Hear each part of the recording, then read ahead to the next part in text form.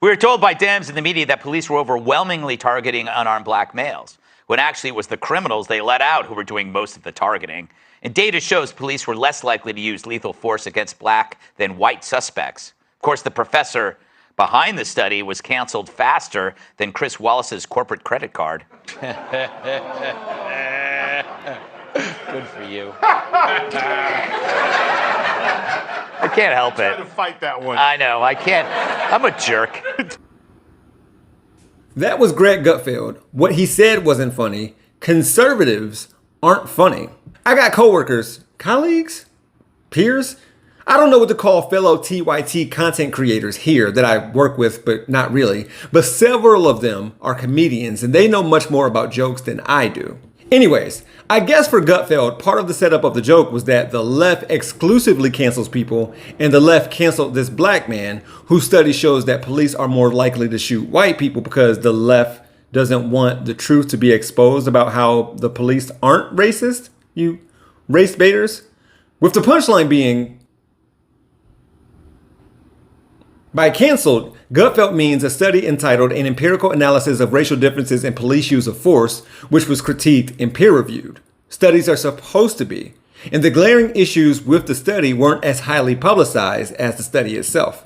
And by the professor, Gutfeld means economics professor at Harvard University, Roland Fryer, a brother, who published this working paper which found that there was no evidence of racial bias in police shootings. From his analysis of shootings occurring from 2005 to 2015, mostly in Houston and a few other cities, black and Hispanic people were no more likely to be shot relative to white people. So Roland Fryer went to Beyonce's city and got media attention on Beyonce's internet with flawed data using questionable methods to get it. Well, community activists called out the study for not including input from them, Houston residents, about their interactions with police and for relying only on police reports.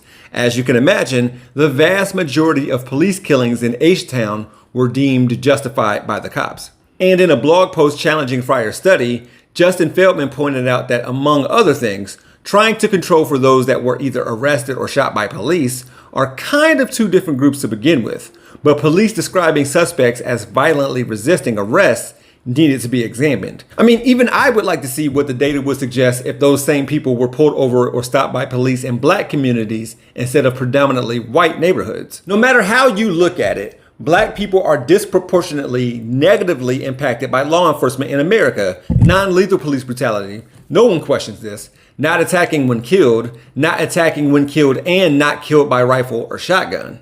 It's usually at this point where conservatives say, well, all of this is because so many police interactions, not funnily, as if black people's increased encounters with law enforcement are due to committing crime. But no.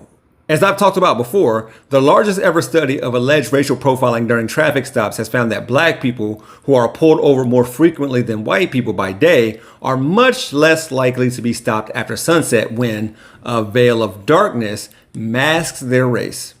All police interactions aren't created equal.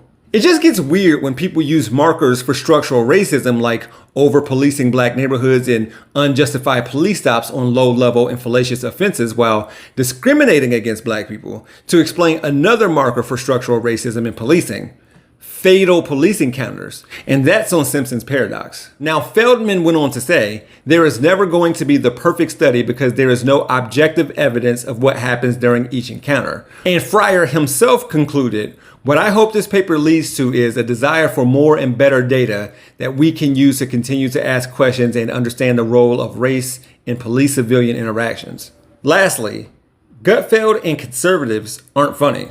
For Rebel HQ, I'm Jeff Wiggins. My architect knows Japanese. For more from the Young Turks, stay right here. If you want to see content from yours truly, click on the hashtag below. I can also be found on all socials at He Gon' Be Alright. Thanks for watching.